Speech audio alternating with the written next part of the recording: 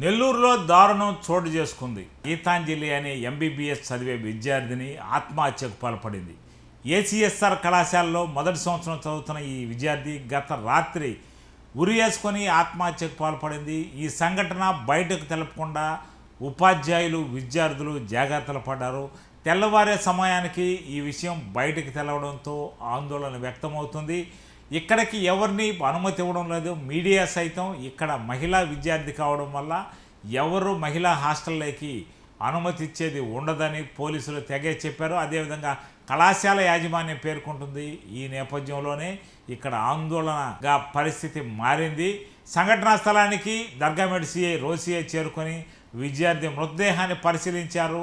ఇక్కడ post mortem నిర్వహించిన అనంతరం తల్లిదండ్రులకు అప్పచెప్పే అవకాశాలు ఉన్నాయని పేర్కొన్నారు.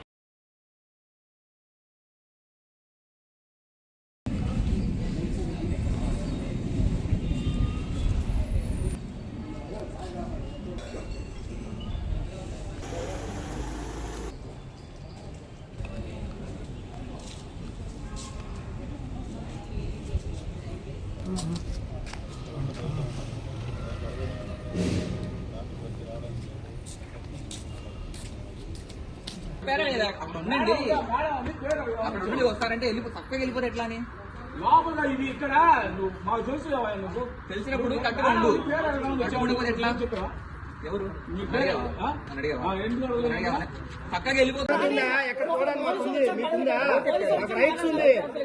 రైట్స్ ఉంది పోవడానికి మీకున్నాయా?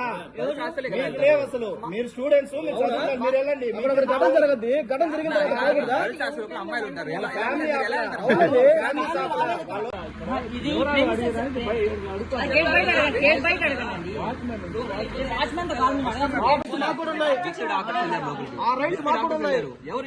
రైట్స్ ఉన్నాయా? మీరు